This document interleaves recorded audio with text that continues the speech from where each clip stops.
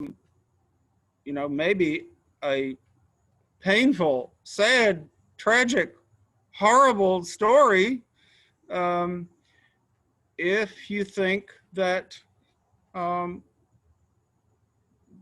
we're just watching a child be tortured and killed needlessly, and um, that it's just one bad thing after another until he's dead. And then if you know, the other response to the ending seems to be that he is saved at the end, that there's you know, the classic moment of grace accepted at the end of this O'Connor story, in spite of all the bad things that are going on for this little kid, have gone on and are going on in the course of the story, and that somehow he triumphs over all of it. And it's a great, happy death. At one conference, I think it might have been 2008 or 2010, I had two speakers in the opening session, and one person got up and said, I'm a Baptist, and and therefore this story drives me crazy. I mean, this really bothers me. It's a terrible thing. All of the adults are terrible, and it's horrible to watch what happens to little Harry Bevel. And you know, the story is an attack on everybody, and it's awful, awful, awful. And followed that up with a talk by a priest who said, and was willing to, you know, bring in the theology to say, this is a story with a happy ending, and the kid's life is bad in a lot of ways, but he's saved at the end of the story, and so it's really a happy story. And you couldn't be further apart on what to make of this story than those two folks were.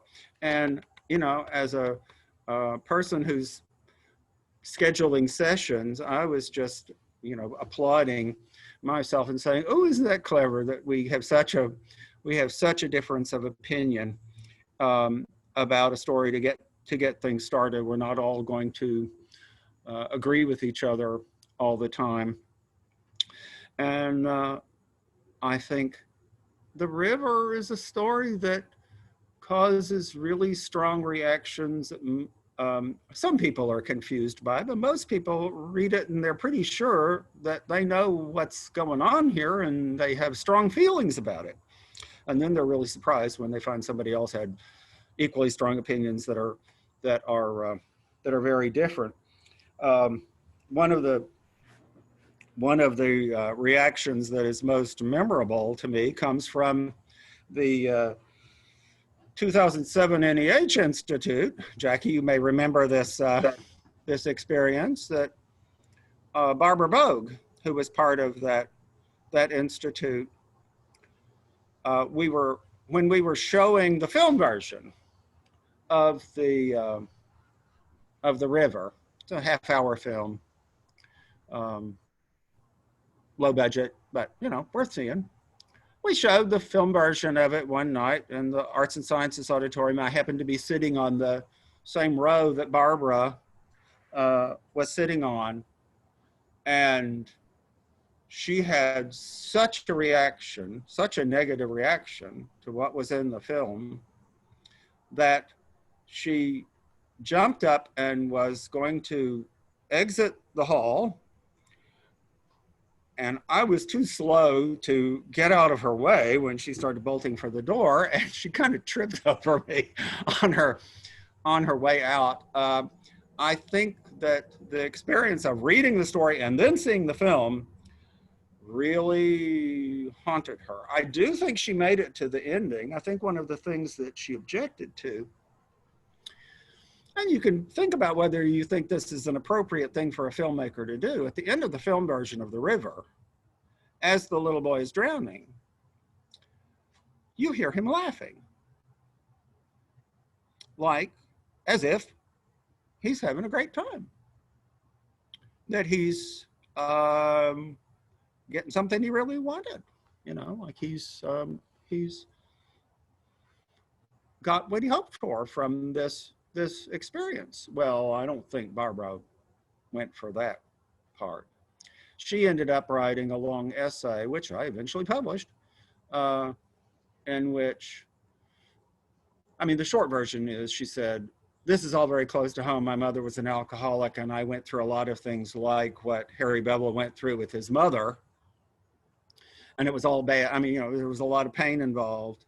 And watching the movie, reading the story, brought it all back. She ended up writing an essay in which she was talking about the story, and she was talking about her mother, and she was talking about Flannery and her mother, and she was having conversations between her mother and Flannery O'Connor's mother. I mean, it was really getting really complicated. And I thought, this is great. It's driving Barbara crazy to think about this story, but I loved watching it. And I think Barbara recovered from the, from the experience. The story made her hurt all over, and she couldn't stop thinking about it. And I think, well, this is the classic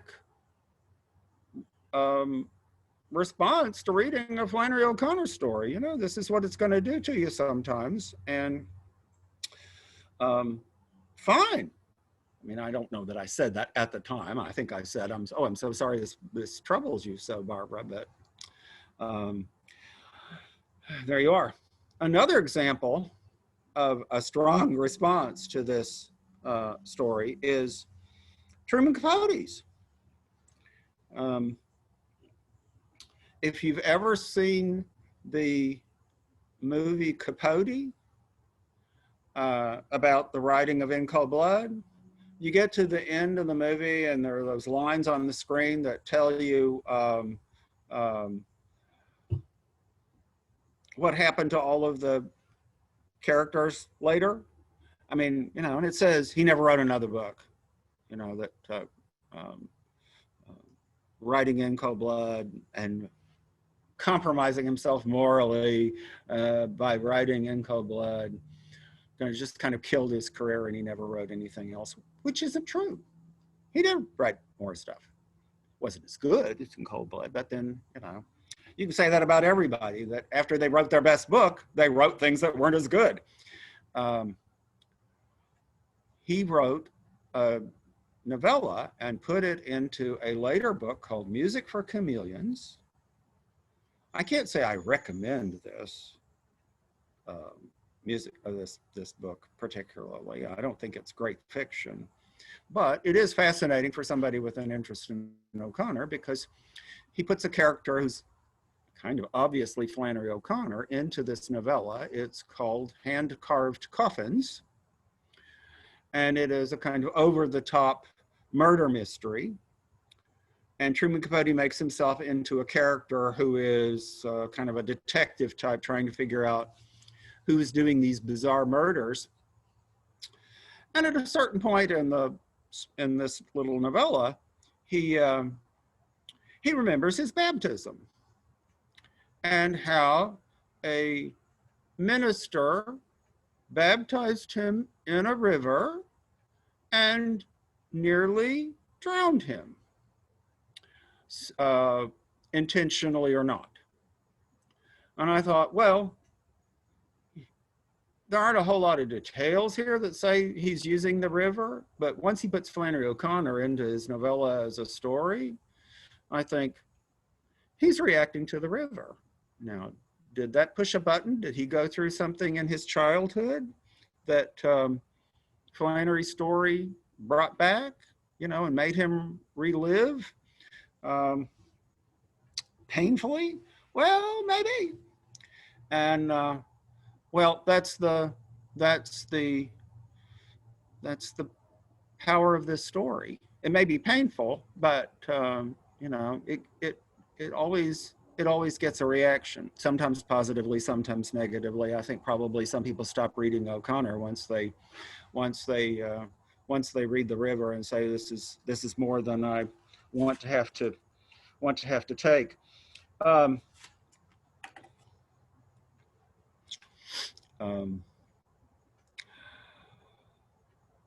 What next?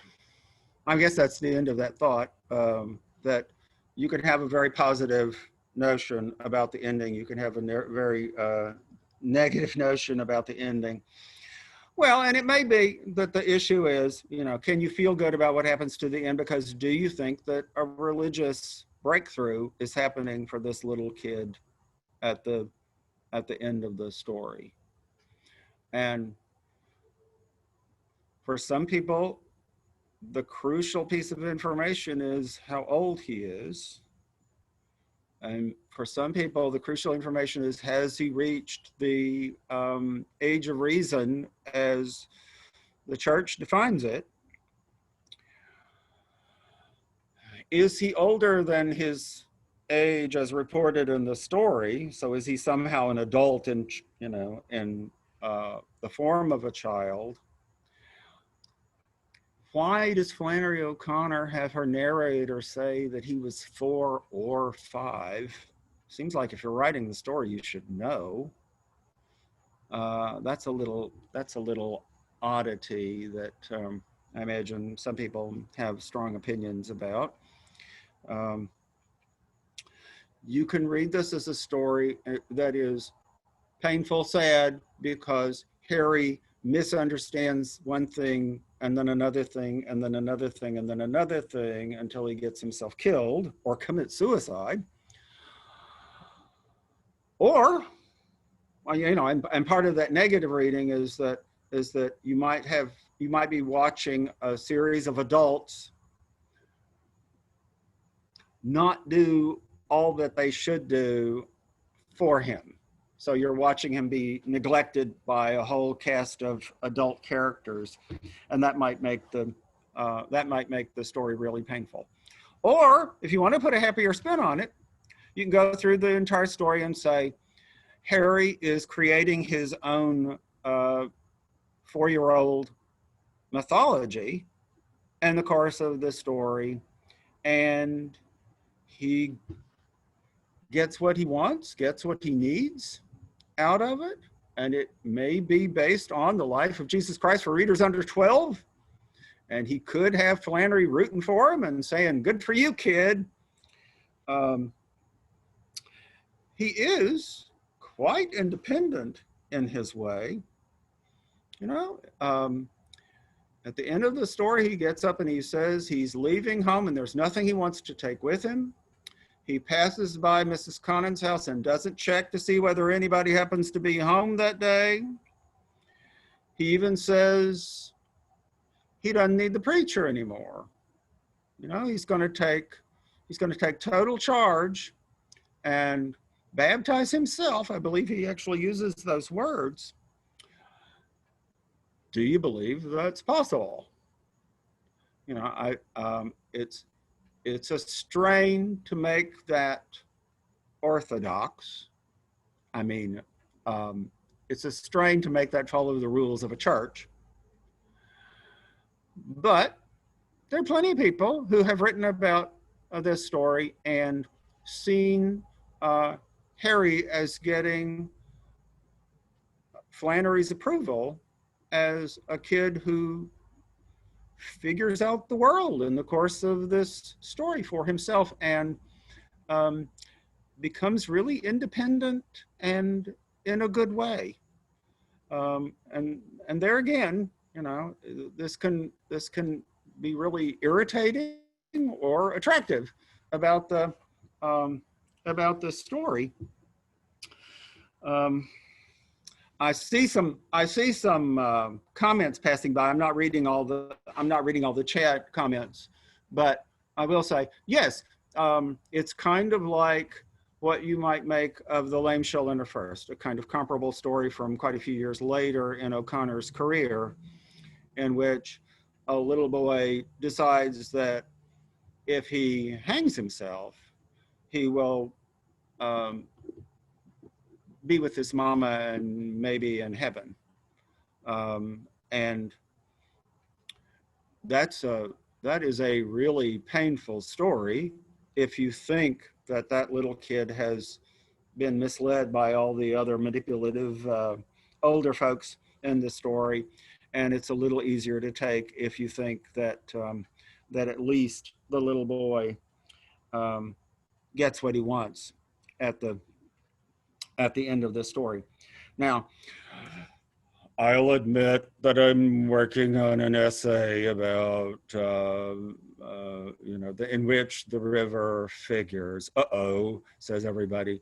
The essay is about a medieval tradition of boy bishops, that you pull a kid, usually from the choir, around Christmas time. This is centuries ago. And you declare that for a short period around the holidays, this child has religious authority. And yes, I can document situations in which children pulled from the choir were given the right to administer sacraments. That they're, it's turning the world topsy-turvy. Okay, it's holiday time, so you get to play bishop. Oh yeah, there's a character in Flannery O'Connor who happens to be named Bishop. I would make all the same claims about Bishop in The Violent Buried Away. I would make all the same claims about Lucette Carmody in The Violent Buried Away. But I kind of think that Harry Bevel is, that type of character who's starting from scratch and, being misled about a bunch of things in a way, takes on a kind of religious authority. Did Flannery O'Connor know about the medieval tradition? Well, we can't prove it, but I kind of rest on the assumption all the time that Flannery O'Connor knew everything about what was going on in the church. And she would use it if it made a story better. And it's not up to her to prove to us that that was what she was intending. If it's in the story, it's in the story. So that's another way that I can read this story and not be totally depressed by it. Okay. Now, what else is an issue? You say, how long have I bibbled on about this story? And all I'm talking about is Harry Bevel. Let's talk about some of the adults. The first 20 times I read the story, I think I assumed that Mrs. Connon and the Reverend Bevel Summers were the heroes of the story. And in subsequent readings, in my old age and my cynicism, I guess, I have gotten more skeptical about both of them. And why do I bring this up? Because I think it makes the story better if I can ask questions about all of the adults, not just the parents. If I can ask questions about all of the stories as maybe not perfect human beings. And I'll elaborate a little bit. Okay, what's the knock on Mrs. Connon? And I can say some nice things about Mrs. Connon, okay? She's nice to the little boy. Criticism is always very nice to Mrs. Connon. Okay, well, what can you say against Mrs. Connon? She takes on the job of taking over this child for, what is it, about 16 hours one day after she's gotten off her all-night shift. But she doesn't know his name. I would say, well, this might not be ideal preparation for doing this job. She's really stretching herself beyond her ability to do a good job, perhaps. She takes Harry home, she feeds him, she talks to him, she gives him the book that she realizes he needs. But when that happens, we also meet her kids. How are we supposed to respond to Mrs. Connon's children? When I compare Harry Bevel, who hasn't had the greatest childhood apparently, to the children of Mrs. Connon, who kind of seems to be presented in the story as a good guy, I'm inclined to say, well, it doesn't seem to have done much for their character, but Mrs. Connon has been their mama I mean, the first thing they do is they meet this little boy and they say, oh, what can we do to torture him? What trick can we play on him? What can we do to be mean? Yeah. Yeah. There's a lot of chat, I see. Well, actually, I'm not looking at the chat so much. This is actually from my question. Oh, yeah. Why are pigs always so evil? They're not, well, here they're they might evil, be evil, but they're scary. Yeah, they're scary. They're scary because, well, in this story, they do attack. They are out to get little boys. They do look mean, and the negative vibe that you get from the pigs in this story is what I think it's in there to impress upon you that we're talking reality. That in contrast to a happy version of pigs with smiling faces and bow ties that he got from a children's book, apparently that his parents bought him, he sees the ugly, mean pigs in the Life of Jesus Christ for readers under 12, and it resembles the real pigs he just saw, and he decides, okay, this book is telling the truth. And I think, okay, that's what she wants. I was once forced by a dissertation director to write more about pigs, and I don't think in O'Connor, and I don't think I did a very good job of it. I just published an article in the Flannery O'Connor Review, which has been the mail to some people as we speak, in which he talks about the pigs in Revelation, the final story, and he makes the case that the final scene where everybody's going to heaven, that what we're supposed to see is pigs in space, like the Muppet Show, that all these people are pigs and they're all going to heaven, like they were shot out in a rocket ship. And I never thought of that, and he makes a really good case, and I think that's wonderful. And I think, well, in that story, the pigs are redeemed. Those are the most wonderful pigs you'll ever want to see in a short story. And so I would go back to this story and say, these pigs are just being pigs, and they're being used by humans to make them threatening. There's nothing inherently bad about these pigs. And I don't think Flannery is really into using animals to symbolize evil. That's how I feel today. And we could probably think of an example that's an exception to that. But I think, she's much more likely to look at human beings and say, okay, here's some evil for you folks. We just had our first thunder, which of course we had to have. Next month we're going to do the Life You Stay May Be Around, and we will have a turnip shaped cloud descend upon us at the end of our discussion. Well, I noticed the thunder went as soon as you said Flannery's. That's right. Yeah. So there's no telling what's going to happen next. What else? A whole nother topic. Okay, let's talk about something that I don't have a theory about yet. There's a distinction in this story between art for children and art for adults. Okay, there's the children's book that Harry Bevel owns that has smiling pigs with bow ties, and he figures out that that's a total lie.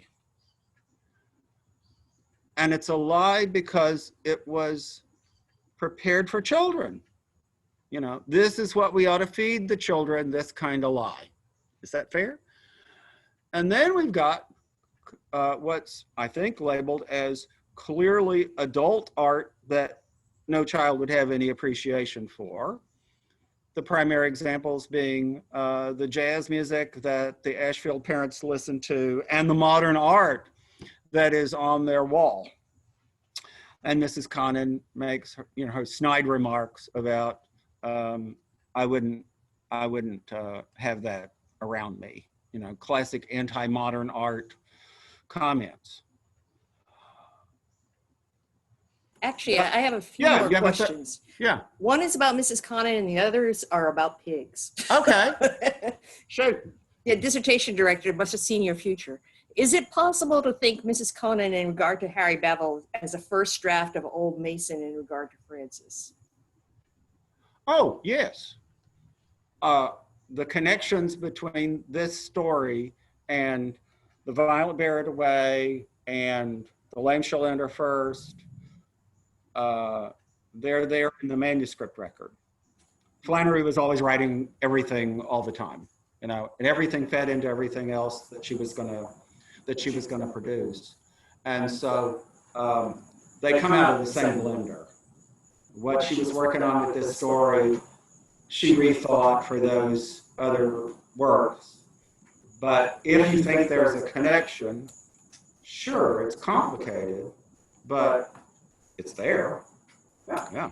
And it might be a reason why you that you have your mind open to more complicated possibilities in the story, because you see that in later work she could return to a situation that's kind of like this and plays it out a different way.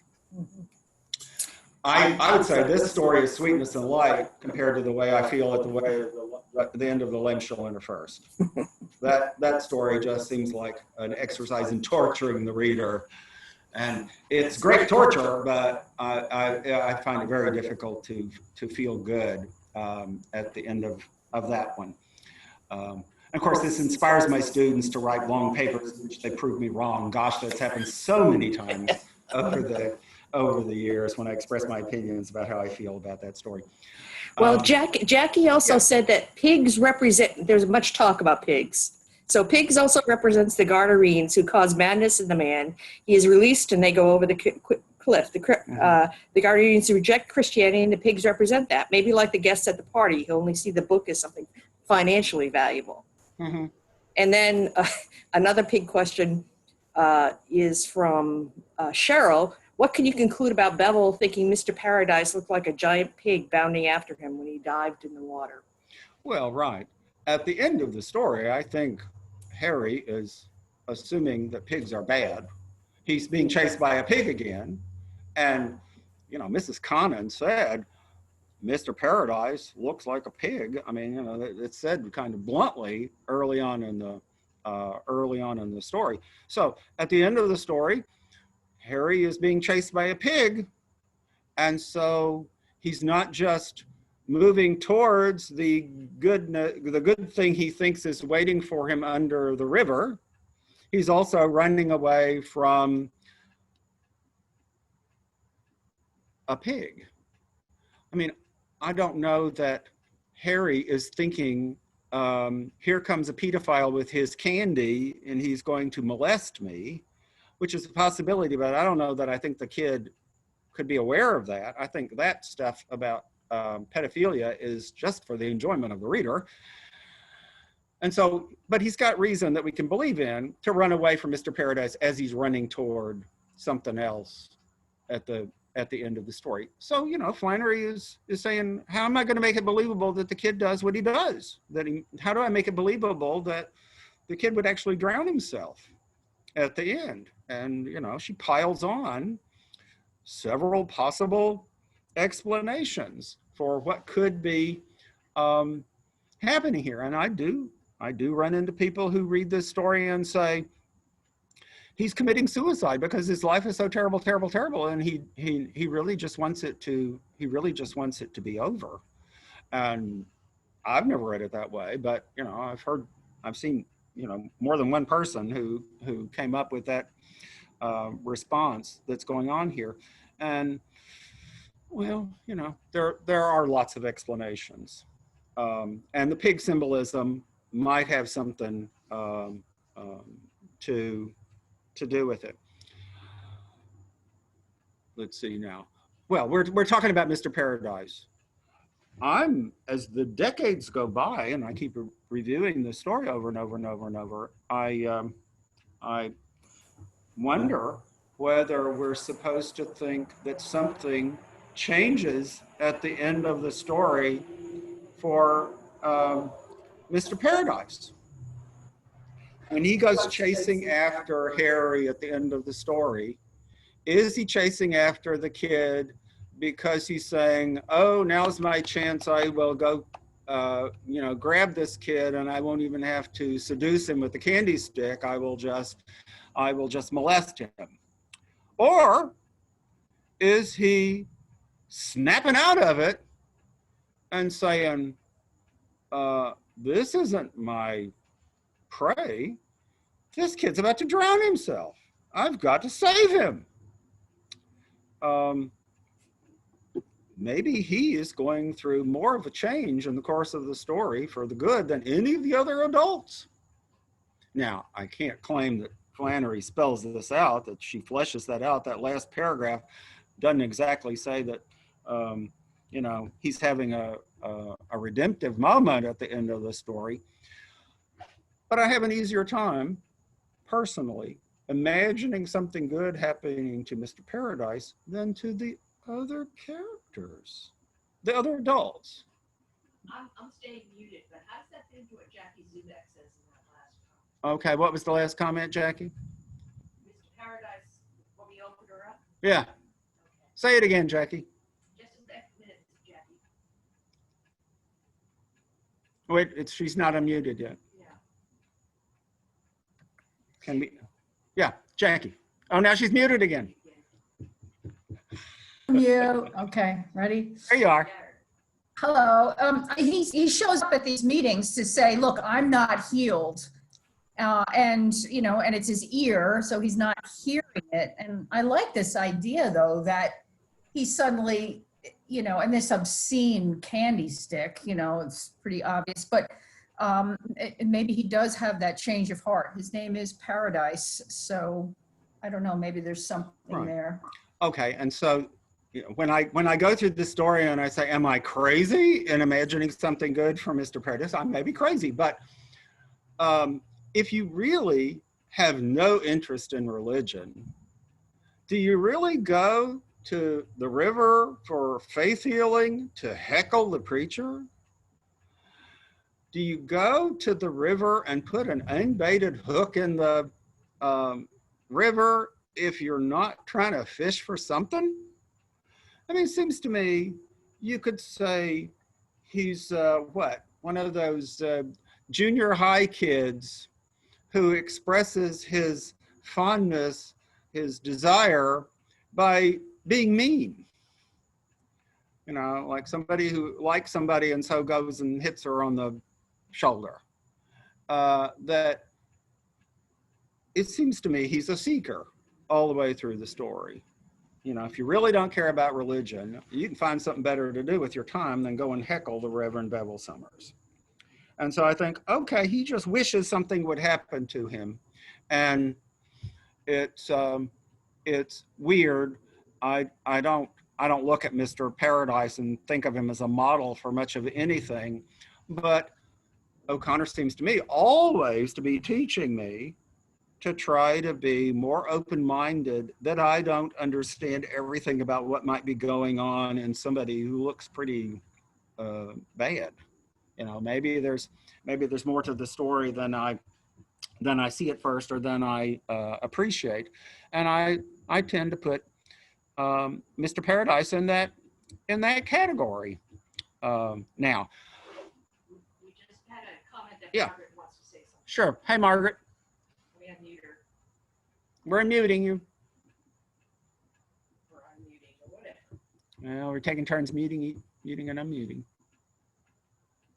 We're trying to unmute Margaret. There you go. Okay.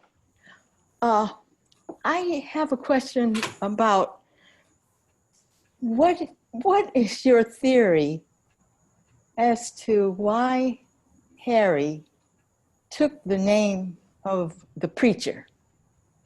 Why did he take on the preacher's name? And also, why do you think he stole the book from Mrs. Connor?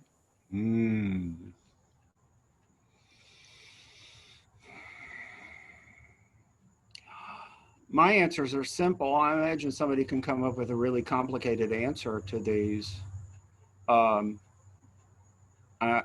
if I keep reminding myself, he might be just 4, I think. He wants Mrs. Connon to like him. He knows that she likes the Reverend Bevel. He wants to be the person she likes, or like the person she likes. And it's spontaneous, but that doesn't mean it's not from deep down in him. I mean, it's like a demand that she should love him. I am just like this person you just said you like. And I don't have to go much beyond that to justify that to myself. Why does he steal the book? Because in a lot of ways, he's kind of a stereotypical bad little boy who's been acting up, acts out all the way through the story, doing bad stuff because he's the cry for attention of a perfectly average sort. And he sees the book and he reads the book, and it obviously is of value to Mrs. Connon. And he just latches onto it and thinks that this is wonderful, this is mine. And of course, that's the easy part of why does he steal the book? I mean, where it gets, where it's totally mysterious is he puts it in, he hides it away in his coat, and I guess it doesn't get destroyed from being in the river, you know, so, and then it goes home and it's still in his possession, it's still in his coat at that point. And there's something spooky going on. There's something mysterious going, something mystical going on. I think Flannery is saying we are to believe that possession of the physical object is better than understanding. That I think Flannery is such an anti-intellectual, a very serious intellectual anti-intellectual, that I can read this story as an attack on smarts. You know, this kid who doesn't understand anything is going to do better than all of the adults who are, you know, who think they're using their brains all the way through the story. So I think when he, I mean, just run down the field as far as I can, I would say, when he puts the life of Jesus for readers under 12 into his coat and says, I'm stealing this, that's Flannery saying, okay, he's a Christian. This counts. Just the way the Reverend says, okay, now you count because I dunked you in the water. It's you know, kind of extreme, insistent, unorthodox theology we got going here, but I think it makes a good story, and Flannery would do anything to make a big story, a good story. The piece of this conversation, I'm not really changing the subject. The best thing Mrs. Connon does is give him that book. From that point on, it seems to me she's, I mean, she takes him to the river and she does what I think his mother is justifiably angry about, you know, having the kid baptized without parental consent. The really questionable thing on Mrs. Connon's part is that after she's done all these good things and gotten Harry's hopes up, she takes him home at the end of the day, which may be 16 hours, and dumps him, and it's clear she will never come back. Why wouldn't Harry take in that he's being abandoned again, betrayed again, as he has been abandoned so many times before, or I feel that way, you know, that nobody does right by me. I'm being mistreated again. I'm not getting long-term goodies from anybody. Doesn't he think Mrs. Connon is turning against him? That final conversation that she has with the parent, she's really upset that his name isn't Bevel. Well, you know, should she really be so mad at the kid for playing that little trick on her? And she shifts into being mad at the parents somehow when the parents didn't tell him to fake that his name was Bevel. If I go through that scene and I'm trying to look at it from the little boy's point of view, I think, well, there's nothing about this to be happy about. And so I can look at the story and start picking at Mrs. Connon and having doubts about her as, you know, to what extent is she doing the right thing? I think in O'Connor's eyes, the good thing she does is to hand him the book. And if he didn't steal it, it's hard to imagine how he would feel like he could really hang on to it at all, because the person who gave it to him is gonna disappear on him. And if he was suspicious, he was right about that. And a similar sort of thing can be said, not quite as powerfully, not quite as negatively, about the Reverend. Now, I read a book one time written by a seminary professor at a Methodist cemetery in Memphis. And he was talking about, where do you find model preachers in literature? And he had a section on O'Connor, and he said, Hazel Motes and the Reverend Bevel Summers are models for what Methodist ministers should be. Woo! And then he knows that people might be a little surprised that he would say that Hazel Motes is a model for us all, but you know, he turned that into, any preacher ought to have convictions as strong as the convictions of Hazel Motes. Well, maybe. He was more confident when he said that the Reverend Bevel Summers was wonderful, was perfect in every way, and everybody should act the way, you know, every preacher should act the way the Reverend Bevel Summers acts. People have gone through, you know, all the parts of the story that, there you go, have gone through the story and made the case that the Reverend never says anything wrong. You know, that everything that he says to the people by the river for the healing is the right thing to say. And that he is a good guy theologically. My quibble with the Reverend is that I don't believe that Harry could possibly follow the complicated stuff that the Reverend is saying by the river.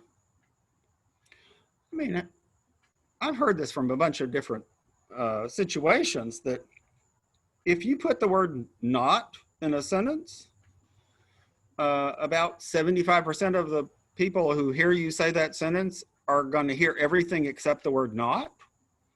They're going to hear the exact opposite of what you intended to say. And so we should all rewrite everything we ever say. So we never say the word not, we never say the word never.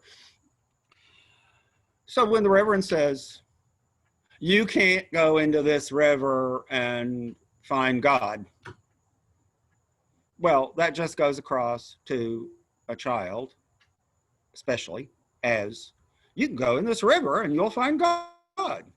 And so I think the Reverend would say, well, poor kid, he got the exact wrong idea out of what I was telling him. He just wasn't paying attention closely enough. And I think, well, you know, you did take on the responsibility of baptizing this child. Don't you think you should have paid a little more attention to what this kid thinks just happened to him? You know, maybe you should have a little chat with him before he goes home. And so the quibble to have with the Reverend is, I guess, maybe just that he starts down the wrong path, and then he says things that are going to be misinterpreted, and maybe that's maybe that turns out bad. Of course, you have to read the story as having a terrible ending to give the Reverend a hard time about this. Alex Joyner has an interesting point in the chat that he says, actually, Alex, I unmuted you if you want to say. Yeah. Well, I am a Methodist minister, so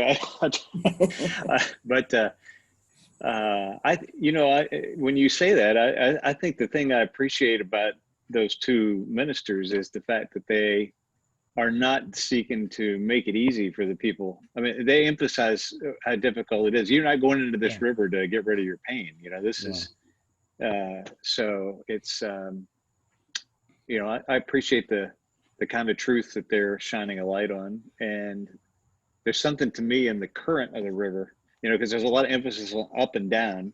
You get immersed in the water, you come up. He goes in and he talks about the boy goes in and feels like he's fighting against some force, but it's only when he releases and lets the current take him away that he seems to discover.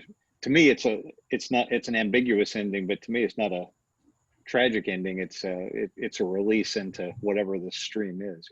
Mm-hmm. Okay. Right. Are you unmuting? Yeah. Okay. Thank you. So Mary, I'm going to unmute you too, if you don't mind. Let me see if I can get that to her. There we go. That's Mary, you want to talk a little bit about your comment? I think she's still muted. I don't know. I do better with typing than I do with talking. Do you want me just to read it out loud so we can talk about it a little bit? Oh, sure. I mean, I'm fine with, yeah, if you want me to read it out loud, I will. I said, I was just looking at the story and it stood out to me where he lived, everything was a joke. Yeah. And so he was used to people joking and he never knew when to take his family seriously. Yeah. And Jesus was basically a joke, or it was, something, he had a very negative understanding of who Jesus was from his parenting.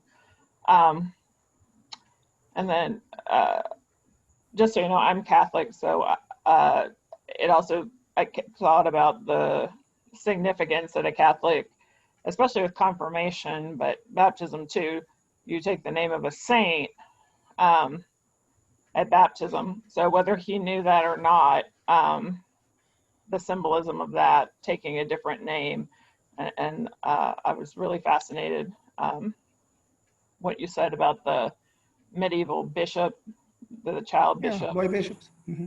Yeah. And I also pointed out that Bevel rhymes with devil, so the whole question of that and her love of playing on words and the meaning of the names. And I think Flannery is always doing this. I am, I'm not a English professor or anything, but her love of realism, to take things exactly as they are with no, exaggeration. It is what it is. And so he liked the book basically because he could see that it's realistic. Mm-hmm. So not taking the Bible, she talks about that in The Nature and Aim of Fiction, the biblical exegesis applied to literature. So he realized people that talk about Jesus, these people are taking him seriously. And so the book seems serious. Mm-hmm. Whereas all he had ever heard from his family was, again, Jesus, he didn't even really know who Jesus was. He seemed like a joke. And then I said him stealing the book like that was really like the violent bear it away is what I thought of, because also it's interesting that age of reason question, because, you can say that the Holy Spirit's working on the kid because he's really kind of like tied up in this moment of truth, his apocalypse or what have you. Sorry. You're fine. You're bringing up a bunch of different things. My reaction is, we haven't talked about name symbolism. Why is he called Harry by the author, and why does he choose the name Bevel? I mean, for some people, all the meanings that you might attach to Bevel have to matter in the story. He goes from a very common name, like he's a Tom, Dick, or Harry, to a peculiar name that you may never have heard of being attached to a human being. And a bevel is a kind of, what, odd angle? Does that explain everything? Is it like choosing a saint's name because you know, that in his innocent way, he thinks, oh, this is somebody good, I would like to take that name. Is that supposed to be Flannery saying, see, he's going through a traditional religious pattern or creating it for himself, but it's similar enough for us to take it, that way. What do you do with the name Mr. Paradise? What do you do with the name Ashfield? Gosh, that's kind of negative, isn't it? What do you do with the name Conan? Does that suggest wisdom or that she's a con? You can make that positive or negative. Why is the name Summers? My impression of the word Summers is that it has to be you know, it has to carry positive connotations. I guess I kind of imagined that this story is taking place in the summer. It seems like part of what is leading you to be open to the possibility that Flannery likes this 19-year-old Protestant preacher. And I will say nice things about the Reverend Bevel in the classroom whenever students start saying that Flannery O'Connor writes to make fun of Protestants. Because I want to keep everybody off balance, of course.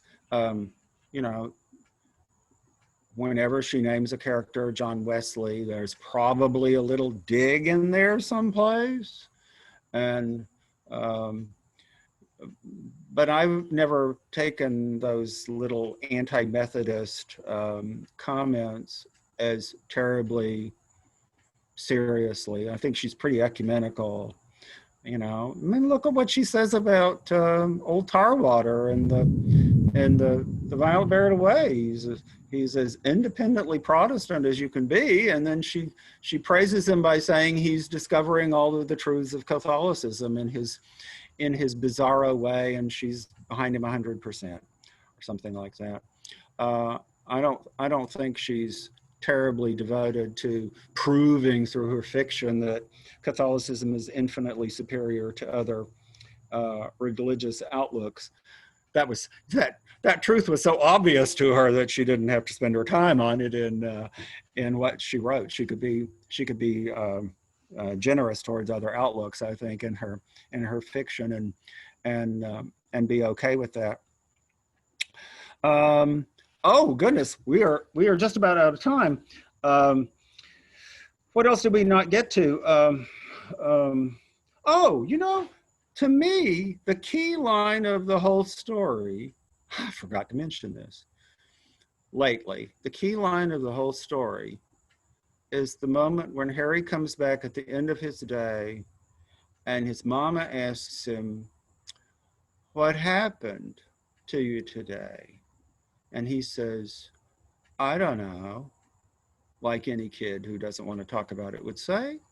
And then his mother says, I think totally believably, this is what any mother would say, yes, you do know.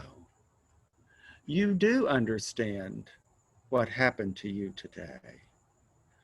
Well, if Harry does understand what happened to him today, that makes all the difference on how you're going to take the rest of the story. If it's up to me to fill the last 3 minutes, I will say. Just a minute. Yeah, we have sure. one more comment from George. George. On the names. Mm-hmm. Yeah, I mean, it just seems to me that O'Connor is always fiddling around with names in these stories. But it strikes me that there might be something paradoxical or ironic about the names Paradise and Bevel. Sure. That the sort of ostensibly evil character in the story is named Paradise, and the name of that beautiful 19-year-old preacher is Bevel. I mean, because of course somebody's already mentioned this, but Bevel sort of suggests the angle, right? You know, I'm sure all of you know, in As I Lay Dying, Faulkner makes a lot about uh, um, the one son that's building the coffin. Mm-hmm. He wants to cut the corners on the bevel. Out of Bevel, right? And Cat that's one novel we Cash. know she read and liked. Exactly. So Yeah. Cash, you know, is so that the preacher is a guy with an angle, Yeah. and so there's something where so the bad guy is named Paradise, and the preacher is named. I would say, as a generalization, that Flannery always gives you names that carry obvious significance, but then the longer you think about them, the more paradoxical and complicated they look, so that she hooks you by making you think you got it. And then you can always find another way to be confused about it again afterwards. So you'll have to come back and read the story again. Let me end, because I see it's 5:29. Let me end with a comment about the complicated paradoxicality of the ending. A hand reaches out to Harry Bevel and pulls him into the water at the end. Who does he think that is? Does he think it's Jesus? Does he think it's Mama? Does he think it's Daddy? Does he think it's Mr. Paradise? Can you think of any other possibilities? Is this Harry getting what he wants at the end of the story? I don't know if I mentioned it. At the end of the film version, they have Harry laughing as he's drowning. They kind of insist that find a happy ending here, figure out why this kid's so happy at the end of the story as he's going under for the last time. Or are we supposed to think that this is a situation in which he thinks he's getting what he wants, but whoever he thinks is grabbing him at the end, he's going to have another moment after the final page when he's drowning and this is going to turn bad. You know, I guess it depends on whether you think drowning is a great way to go, or whether you know, you think it's going to turn horrific again at the end of the story. It's what makes it a richly ambiguous story. Oh, here's one last kicker. In A Good Man is Hard to Find in Other Stories, Flannery puts A Good Man is Hard to Find first. And she said to people that the death of children in A Good Man is Hard to Find is of total insignificance. I think she even said somewhere, God does not care about the death of John Wesley and June Starr and the baby, because she wanted everybody to pay attention to what was going on between the misfit and the grandmother. And then she puts next to that story, the river. As soon as you've been beaten up by A Good Man is Hard to Find, you're going to have this other story in which the only thing that matters in the whole world is what's happening to this poor little kid. She didn't write the same story over and over and over in some ways. You know, she writes a story that is like the opposite in a way to what she just made you read. And it seems to me there's something really good in terms of, you know, being a fiction writer and what she's pulling off just by juxtaposing, you know, these two stories and the way she arranges her collection. I'm going to turn on the chat and read all the comments, which I try to ignore while we're in the middle of a conversation, because I'll get even more, you know, scatterbrained than I am. If anybody wants to email me and carry on the conversation, feel free. bruce.gentry@gcsu.edu. And we'll see you next time. Irene, you want to make an announcement or something? Well, it's just about ready to thunderstorm here. The turnip cloud is right there. So Flannery is letting us know it's time to be over. So. Yes, get out. Run for it now. Okay. Bye, everybody. It was good seeing you all. Thank you Take all. care. Bye-bye. See you next week. Okay, I want to click on chat. I can still make this all appear, can't I? Yeah, here we go.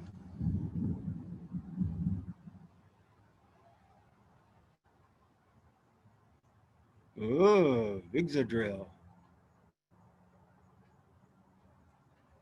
Ooh, okay, Norse mythology.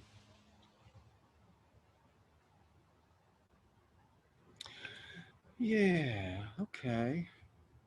Somebody needs to do a whole thing on Norse mythology and O'Connor. I don't think that's been done yet. I'm just scrolling through comments now.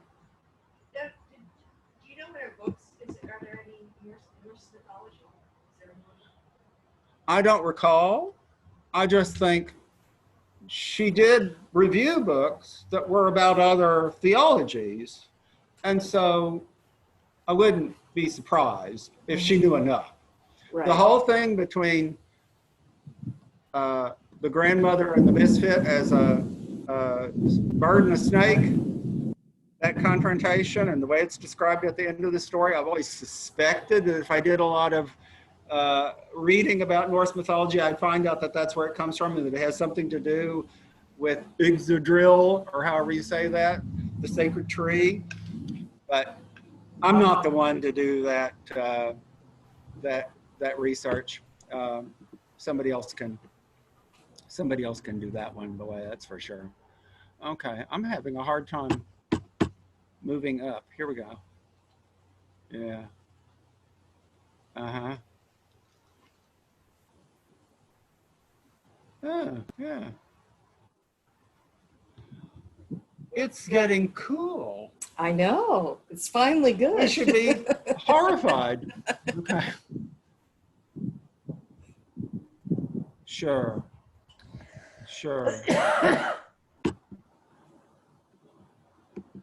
Well, if y'all are all reading the chat comments, I think, you know, there's nothing here that's not worth reading.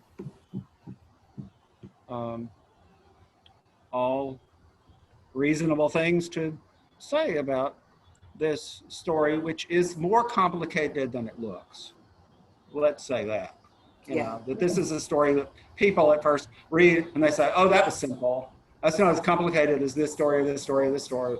I think I've seen some people who just stay obsessed over the details of this story for a very long time. As I said to you earlier, the thing that really upsets me is the counting, is him not feeling he ever counts. Mm-hmm. And I'm not sure if at the end he ever feels he counts. And you wonder whether Flannery spent her whole life trying to believe that she counted to her mother. Mm-hmm. You know, I can go down a really dark path on that train of thought. You know, thinking that Flannery spent her whole life trying to really believe that her mother loved her, Mm-hmm. accepted her, was proud of her, and it seems to me she might just really identify with all these sad children who are trying so hard to prove themselves to. Well, the storm's coming for us just any minute now. Thank you all. See you later. We'll declare victory. Move on. Catch you next time. Bye-bye. Bye-bye. Thanks.